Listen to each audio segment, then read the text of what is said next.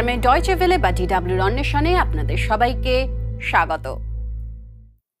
বিজ্ঞান ও লাইফস্টাইল বিষয়ক অনুষ্ঠানে আজও তুলে ধরা হবে মজার সব তথ্য, দারুণ সব আবিষ্কার। আজ থাকছে আইকিউ স্কোর দিয়ে কি পরিমাপ করা যায়, সাউথ আফ্রিকায় তৈরি হচ্ছে বিশ্বের অন্যতম বড় রেডিও টেলিস্কোপ,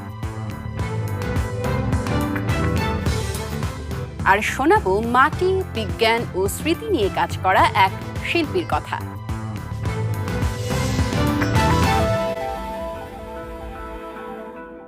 স্কুল, কর্মক্ষেত্র ও গবেষণায় একজন ব্যক্তিকে কিভাবে দেখা হবে তা নির্ধারণ করতে পারে আইকিউ স্কোর। পরীক্ষাটা তৈরি করেছিলেন আলফ্রেড বিনে। মানুষ কতটা ভালোভাবে প্যাটার্ন চিনতে, সমস্যা সমাধান করতে এবং যুক্তি খাটিয়ে চিন্তা করতে পারে তা পরিমাপ করার জন্য। তবে এতে ধরা পড়ে না জ্ঞান, সৃজনশীলতা বা ইমোশনাল ইন্টেলিজেন্স। অনেক গবেষকদের ধারণা এই টেস্টে সাংস্কৃতিক পক্ষপাত থাকতে পারে, কারণ বেশিরভাগ পরীক্ষাগুলো পশ্চিমা মানদণ্ডে তৈরি। আচ্ছা, আইকিউ কিভাবে মাপা হয়? আইকিউ মানে ইন্টেলিজেন্স কোশেন্ট। তবে এই পরীক্ষাটি আসলে কারো বুদ্ধি বা পড়াশোনার মাত্রা সরাসরি মাপে না। বিংশ শতাব্দীর গোড়ার দিকে মনোবিজ্ঞানী আলফ্রেড বিনে আইকিউ পরীক্ষারই পদ্ধতি তৈরি করেন। উদ্দেশ্য সহজ, এমন শিশুদের চিহ্নিত করা যাদের স্কুলে অতিরিক্ত সহায়তার প্রয়োজন হতে পারে। বর্তমানে আইকিউ স্কোর কে ভালোভাবে জটিল সমস্যার সমাধান করতে পারে, প্যাটার্ন ধরতে পারে ও দ্রুত তথ্য প্রসেস করতে পারে তাই মূলত তুলে ধরে। বিভিন্ন ধরনের আইকিউ টেস্ট আছে। এর সাধারণ কাজ হলো কিছু শব্দ বা সংখ্যার একটা ক্রম সম্পূর্ণ করা। এখানে লক্ষ্য হলো প্যাটার্ন চিহ্নিত করা এবং বিশ্লেষণ করা। অন্য একটা টাস্কে জ্যামিতিক আকার ব্যবহার করা হয়, যেগুলো সাজাতে বা সম্পূর্ণ করতে হয়। এই কাজগুলো বিমূর্তভাবে চিন্তা করার ক্ষমতা মাপে।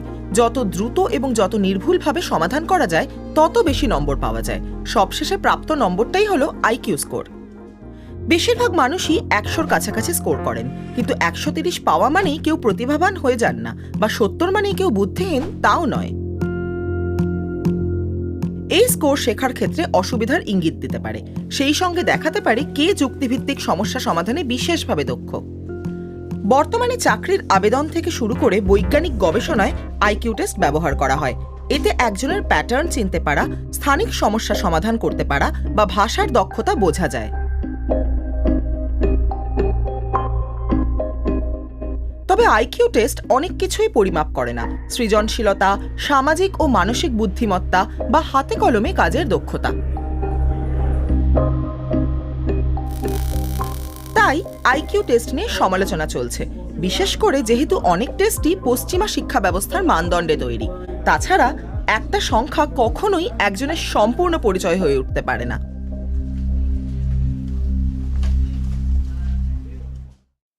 বাংলাদেশ বা ভারতে বয়স 60 হলেই মানুষ বলতে থাকে এক পা কবরে। তখন স্বাস্থ্যকর জীবনের কথা ভাবেনি না বেশিরভাগ মানুষ। কিন্তু 63 বছরের ভিলি ঠিক ভিন্ন পথে হাঁটছেন। হাঁটতে কষ্ট হতো, স্বপ্নে স্কটল্যান্ডও ঠিকমতো ঘোরা হয়নি। ডাক্তারের এক কথাই বদলে দেয় তাঁর জীবন। তারপর শুরু করেন সাইকেল চালানো। 40 কেজি ওজন কমিয়ে ভিলি দেখিয়ে দিয়েছেন স্বাস্থ্যকর জীবনযাপন শুরুর কোনো নির্দিষ্ট বয়স নেই। ইনি ভিলি কোর্স্টেন। 63 বছর বয়সে এসে লক্ষ্য করেন অতিরিক্ত ওজনের জন্য স্বাস্থ্যের সমস্যা শুরু হয়েছে। মাত্র কয়েকশো মিটার হাঁটলেই হাঁপিয়ে যেতেন ভিলি, হাঁটুতেও ব্যথা হতো। তবে তিনি 3 বছরে 40 কিলো ওজন কমাতে সক্ষম হন। এখনো সতর্ক থাকেন, প্রতিদিন সকালে ব্লাড সুগার ও প্রেশার মাপেন। তবে সবচেয়ে গুরুত্ব দেন পর্যাপ্ত পরিমাণে জল খাওয়াকে। কখনোই আর 120 কিলো ওজনে ফিরতে চান না ভিলি। স্কটল্যান্ডে পরিবারের সাথে ছুটি কাটানোর সময় একটা ঘটনায় তার মনে হয় জীবনটা এবার বদলাতেই হবে। এডিনবরা আর গ্লাসগো ঘুরতে গিয়েছিলাম। আমার স্ত্রী ও 3 সন্তান উপরে দুর্গ অবধি হেঁটে গিয়েছিল, কিন্তু একজন উঠতে পারেনি, সে আমি। আমাকে বেঞ্চে বসে থাকতে হয়েছিল, আর পারছিলাম না। তখন যা কষ্ট হয়েছিল কল্পনা করা যায় না। স্কটল্যান্ড স্বপ্নের জায়গা ছিল, কিন্তু গিয়েও ঠিক করে ঘুরতে পারলাম না। অল্প ঘুরেছি, শরীরে জোর ছিল না বলে সব জায়গায় যেতে পারিনি। তবে আসল ধাক্কাটা আসে 63তম জন্মদিনে। ডাক্তারের এক সতর্কবার্তায়।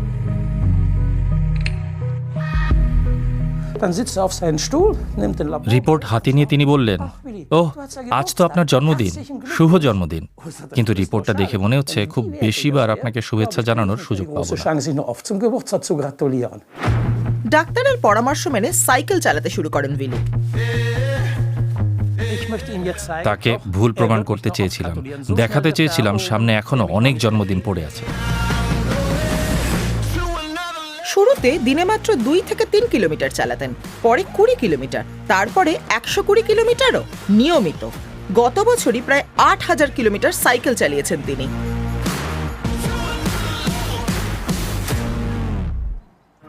অবশ্য ওজন কমাতে খাদ্যাভ্যাসেরও গুরুত্বপূর্ণ ভূমিকা ছিল। সন্ধ্যা 6টার মধ্যেই ডিনার করে নেন। তার পুষ্টিবিদ কোনো খাবারে নিষেধ করেন না, সব খাওয়া যায়, তবে পরিমাণ বুঝে। এখন নতুন লক্ষ্য 17,000 কিলোমিটার সাইকেল চালানো। এই সফরের মাধ্যমে অসহায় শিশুদের জন্য অর্থ তুলতে চান তিনি, তাই খুঁজছেন স্পন্সরশিপ। 66 বছরের উইলির জন্য এটাও এক বড় অনুপ্রেরণা। শুরুটা কোথা থেকে করব সেটা বোঝা কঠিন, তবে ডাক্তার ভালো পরামর্শ দিয়েছিলেন। জীবনের যে কোনো সময় থেকে শুরু করা যায়, শুধু শুরুটা করুন আর এক পা করে এগিয়ে যান।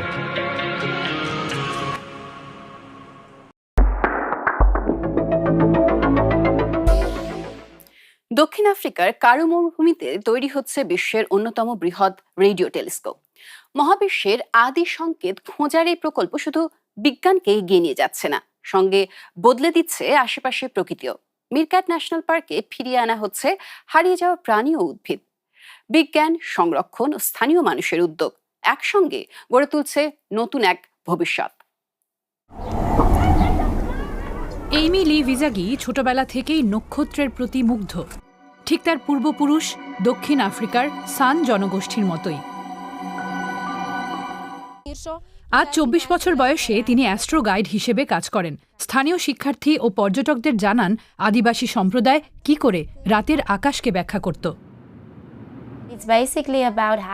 মূল বিষয়টা হলো মহাবিশ্ব নিয়ে সান জনগোষ্ঠীর নিজস্ব গল্পগুলো মানুষের কাছে তুলে ধরা, সেই গল্প বলে পর্যটকদের মধ্যে একটা আলাদা অভিজ্ঞতা তৈরি করা।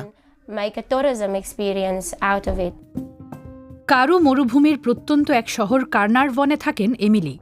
এখানকার নির্জনতা ও শুষ্ক উষ্ণ জলবায়ু হাজার বছর ধরে জীবনকে কঠিন করে তুলেছে। এই প্রতিকূলতার কারণেই আলো বা তড়িৎ চুম্বকীয় দূষণ প্রায় নেই বললেই চলে। তারা ভরা আকাশ দেখার জন্য জায়গাটা আদর্শ,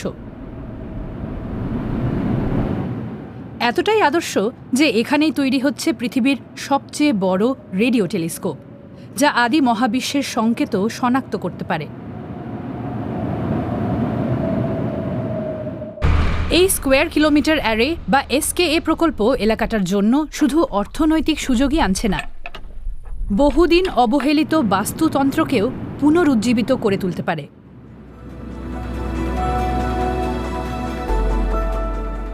দক্ষিণ আফ্রিকার সফল আবেদনের পর 2020 সালে টেলিস্কোপ সাইটের চারপাশের 1,35,000 হেক্টর জমি ঘিরে মিরক্যাট ন্যাশনাল পার্ক ঘোষণা করা হয়, কার্নারভন থেকে মাত্র 90 কিলোমিটার দূরে। পার্কটা পর্যটনের জন্য নয়, বরং সংবেদনশীল জ্যোতির্বৈজ্ঞানিক যন্ত্রগুলোকে রক্ষা করার জন্য তৈরি করা হয়েছিল। তবে এই বিশেষ মর্যাদার ফলে সংরক্ষণবিদ ও গবেষকেরা দুর্বল বাস্তুতন্ত্রটাকে পুনরুদ্ধার করার সুযোগ পাচ্ছেন। শতাব্দীর পর শতাব্দী ধরে চাষাবাদ ও অতিরিক্ত পশুচারণের ক্ষতিপূরণ করতে সক্ষম হচ্ছেন। ভিন্যান্ট ক্যালিটস একজন উদ্ভিদবিদ, পার্কের কুইভার গাছ নিয়ে গবেষণা করছেন। এই প্রতীকী সাকুলেন্ট গাছগুলো দক্ষিণ আফ্রিকা ও নামিবিয়ার স্থানীয়, কিন্তু পার্কের এই এলাকাটা একসময় কৃষি জমি ছিল। গবাদি পশুর কারণে অনেক গাছই ক্ষতিগ্রস্ত হয়েছে। এই পাতাগুলো পশুদের কাছে খুব সুস্বাদু, বিশেষ করে কচি চারা গাছ যখন গজায়। ভেড়া, ছাগলের মতো প্রাণীরা খায়। প্রায়ই এর বাকল ক্ষতিগ্রস্ত হয়, কারণ আর্দ্রতা পাওয়ার জন্য ওরা ছাল চেঁচে ফেলে। বাস্তুতন্ত্রকে পুনরুজ্জীবিত করতে কালিটসের অফিস এনভায়রনমেন্টাল অবজারভেশন নেটওয়ার্ক ঘনিষ্ঠভাবে সান পার্কসের সঙ্গে কাজ করছে। সান পার্কসই জাতীয় উদ্যানটা পরিচালনা করে। একসময় কালো গন্ডার এবং বিভিন্ন প্রজাতির হরিণ জাতীয় প্রাণী বাস করত। আজ মাত্র কয়েকটা প্রাণী দেখা যায়। তবে পার্ক ম্যানেজার হেনরিক মালগাসের অনেক পরিকল্পনা। গাছপালা পর্যবেক্ষণ করছি যাতে বোঝা যায় কত প্রাণী আবার এখানে আনা সম্ভব। জেমস বক, রেড হার্টেবেস্ট, স্প্রিং বক আর এল্যান্ড অ্যান্টিলোপ ফিরিয়ে আনার কথা ভাবছি। 2026 সালের জুন বা জুলাই থেকেই শুরু হতে পারে। ক্যামেরা ট্র্যাপ দিয়ে গাছপালা ও বন্য প্রাণী পর্যবেক্ষণ করতে গিয়ে মালগাস লক্ষ্য করেন কুডু আর স্প্রিংবক অ্যান্টিলোপের সংখ্যা বাড়ছে। ফিরে আসছে অনেক পাখিও, বিশেষ করে ছোট জলাশয়ের আশেপাশে। শুষ্ক পরিবেশে জলাশয়গুলো প্রাণীদের জন্য অপরিহার্য। প্রকল্পটা না থাকলে 1,35,000 হেক্টর জমি সুরক্ষার আওতায় আনতে পারতাম না। একদিকে উন্নয়ন, অন্যদিকে জীববৈচিত্র্য ও সংরক্ষণের মধ্যে সম্পর্কটা গুরুত্বপূর্ণ। একটা কর্মসংস্থান তৈরি করে, অর্থনীতিকে শক্তিশালী করে, অন্যটা পরিবেশ রক্ষা করে। এই দুইয়ের ভারসাম্য বেশ ভালোভাবেই কাজ করছে। কার্নারভনে ফেরা যাক এমিলি ভিজাগির কাছে। তার প্রশিক্ষণের খরচ দিয়েছে সারাও সংস্থা। সাউথ আফ্রিকায় এসকে প্রকল্প দেখভাল করে এরা। এমিলির মতে প্রকল্পটা ইতিমধ্যেই তার সম্প্রদায়ে পরিবর্তন আনছে।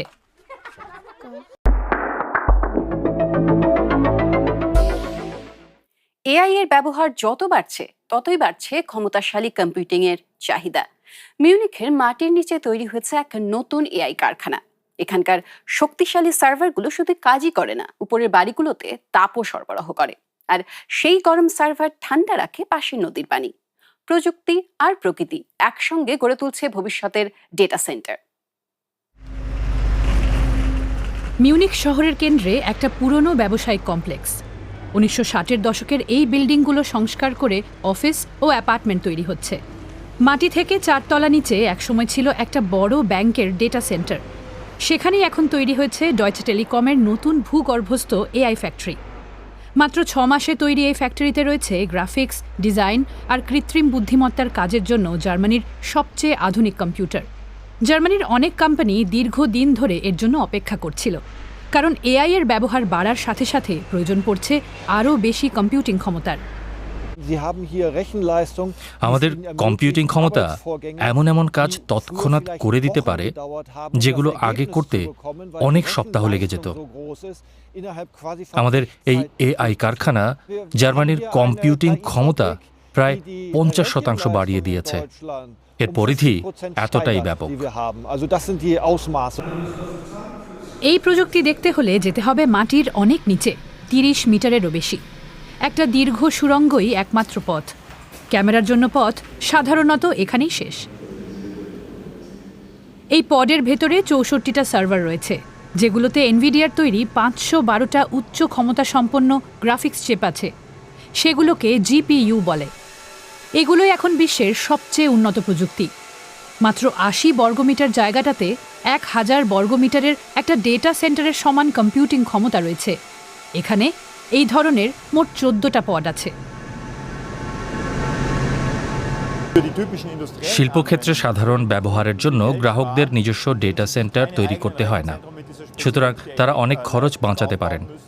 একটা পডের বিদ্যুৎ ব্যবহার প্রায় 900 কিলোওয়াট, মানে পুরো ক্ষমতায় চালালে এটা একসঙ্গে প্রায় 80টা ইলেকট্রিক গাড়ি চার্জ করার সমান।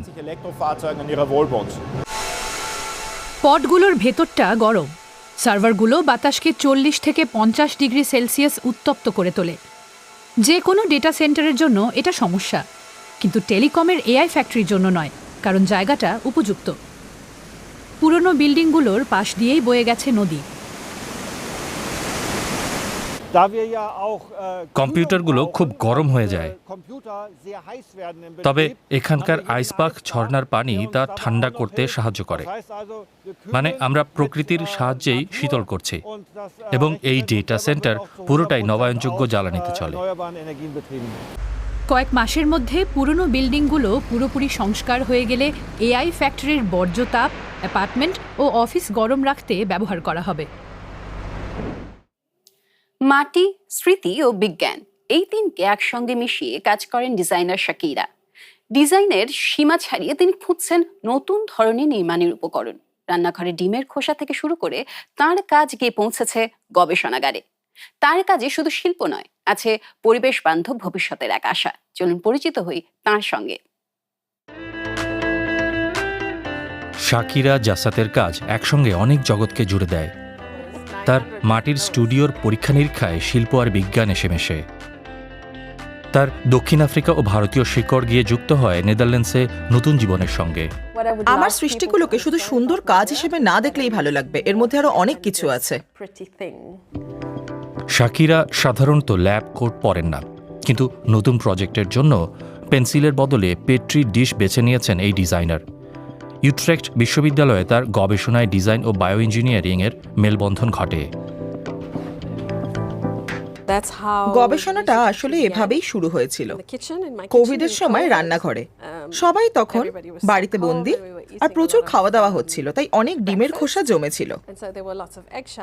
ডিজাইনার হিসেবে তখন আমার খুব হতাশ লাগতো, কোনো কর্মশালায় যেতে বা নতুন কিছু তৈরি করতে পারছিলাম না। তখনই ডিমের খোসাগুলো নিয়ে নাড়াচাড়া শুরু করলাম। রান্নাঘরের গবেষণা এখন ল্যাবে পৌঁছে গেছে। সেখানে শাকিরা নির্মাণ শিল্পের জন্য নতুন পরিবেশ বান্ধব উপকরণ নিয়ে পরীক্ষা করছেন। গবেষণাটা ডিমের খোসায় আর সীমাবদ্ধ নেই, অন্যান্য জৈব উপকরণ যুক্ত হয়েছে। বিটরুট, পালং শাকের মতো প্রাকৃতিক উপাদান ব্যবহার করছেন। নির্মাণের উপকরণকে কিভাবে আরো ভালো করা যায়, কিভাবে আরো ভালো জিনিস সৃষ্টি করতে পারি, এমন উপকরণ তো এখনো নেই। তাই পুনর্নবীকরণযোগ্য উপকরণ নিয়ে ভাবা জরুরি, যেগুলো পরিবেশের ক্ষতি করে না।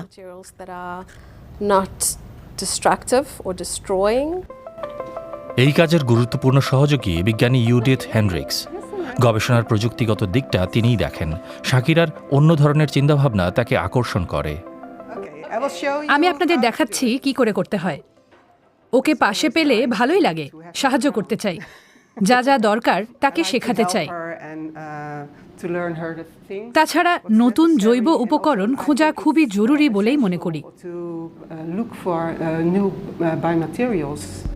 ইউডিথের সাহায্যে অনেক কিছু শিখেছেন শাকিরা, যেমন মাইক্রোস্কোপে নতুন বিশ্লেষণ করা, বায়োমেটেরিয়াল শক্ত করা আর ব্যাকটেরিয়া দিয়ে তার বৈশিষ্ট্য পরিবর্তন করা। একসঙ্গে তারা শিল্প ও সৃষ্টির সীমানাকে প্রসারিত করেছেন। আমার মনে হয় বিজ্ঞান আর ডিজাইন একে অপরকে সমৃদ্ধ করে। শুধু ডিজাইনের একটা সীমাবদ্ধতা আছে, কিন্তু বৈজ্ঞানিক পদ্ধতি যোগ করলে ডিজাইনার হিসেবে নিজের কাজটা আরো উন্নত করা যায় এবং অন্য এক স্তরে পৌঁছানো যায়। তবে এই জায়গায় পৌঁছানো সহজ ছিল না। এই মাটির স্টুডিওতেই শাকিরা তার অতীতকে বাস্তব শিল্পকর্মে রূপ দিয়েছেন। রং আর মাটি দিয়ে গড়া তার গল্প। ৮০ দশকে দক্ষিণ আফ্রিকায় বাবা, মা, ভাই বোনের সঙ্গে বড় হয়েছেন শাকিরা। তবে শিকড় ভারতে। দাদু দিদা পরিযায়ী শ্রমিক হিসেবে দক্ষিণ আফ্রিকায় গিয়েছিলেন। দক্ষিণ আফ্রিকা ও ভারতের ঐতিহ্য এখনও তার পরিবারে স্পষ্ট দেখা যায়, যেমন তার বিয়ের অনুষ্ঠানে। আমি চাই টেবিলের এই সরঞ্জামগুলো মানুষকে দক্ষিণ আফ্রিকায় ভারতীয়দের জটিল ইতিহাসটা বোঝাতে সাহায্য করুক।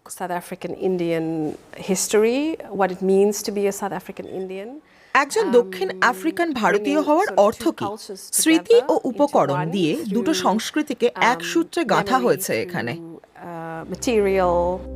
যেমন এই কাপটা, এর গাঢ় লাল রঙের অনুপ্রেরণা হচ্ছে আফ্রিকার সেই নদীগর্ভ যেখানে তিনি শৈশবে সাঁতার কাটতেন। এই সংগ্রহটা নিয়ে আমি খুব গর্বিত। আমার হৃদয়ে এর এক বিশেষ স্থান রয়েছে। যদি আবার এটা করতে হয় তাহলে ঠিক এইভাবেই করব, কারণ এতে লুকিয়ে আছে আমার শৈশবের সমস্ত অনুভূতি ও স্মৃতি। ২০২২ সালে মিশরে জাতিসংঘের জলবায়ু সম্মেলনে আন্তর্জাতিক নজরে আসেন শাকিরা তার অ্যাকোয়াটেকচার প্রকল্পের জন্য। জল সংকট কমানোর এমন এক ডিজাইন যেখানে বিল্ডিংয়ের বাইরের দেওয়ালই জল সংগ্রহ করতে পারবে। আমার স্বপ্ন এই প্রকল্পটা যেন বাস্তবেই পৃথিবীর কোনো এক বিল্ডিংয়ে ব্যবহার করা হয়, আর সেই ডিজাইনটা যখন জল সংগ্রহ করবে আর সেই জল দিয়ে যখন টয়লেট ফ্লাশ করা যাবে, তখন মনে হবে যে সত্যিই আমি সফল। কাজটা এগিয়ে নেওয়ার জন্য ফান্ডের দরকার, কিন্তু সেটা শাকিরার সৃজনশীলতার গতি কমায় না। এই ধরনের দীর্ঘমেয়াদী প্রকল্পের মাঝপথে টিকে থাকা কঠিন হয়ে যায়। অর্থ ও মনোবল দুটোই দরকার। তবে আমার আশা কাজটা শেষ পর্যন্ত চালিয়ে নিয়ে যাওয়ার মতো যথেষ্ট সমর্থন থাকবে। শিল্প, বিজ্ঞান আর অদম্য চেষ্টা, এই দিয়েই শাকিরা জাসাদ, ইউরোপ ও আফ্রিকার জন্য পরিবেশ বান্ধব এক ভবিষ্যৎ গড়ার নতুন উপায় কল্পনা করছেন ও সৃষ্টি করছেন। দর্শক, প্রতিবেদনটি নিশ্চয়ই আপনাদের ভালো লেগেছে। অন্বেষণ সম্পর্কে আরো জানতে চলে আসুন আমাদের ওয়েবসাইটে, ঠিকানা dw.com/bengali। প্রিয় দর্শক, অন্বেষণ আজ এখানেই শেষ করছি। আগামী সপ্তাহে আবারও দেখা হবে। অনুষ্ঠানটি কেমন লাগলো, কোন কোন বিষয়ে ভালো লাগলো অবশ্যই জানাবেন। আর মনে রাখবেন, অন্বেষণের পাশাপাশি আমরা আছি ওয়েবসাইট, ফেসবুক এবং ইউটিউবে। এতক্ষণ আমাদের সঙ্গে থাকার জন্য আপনাদের অনেক অনেক ধন্যবাদ।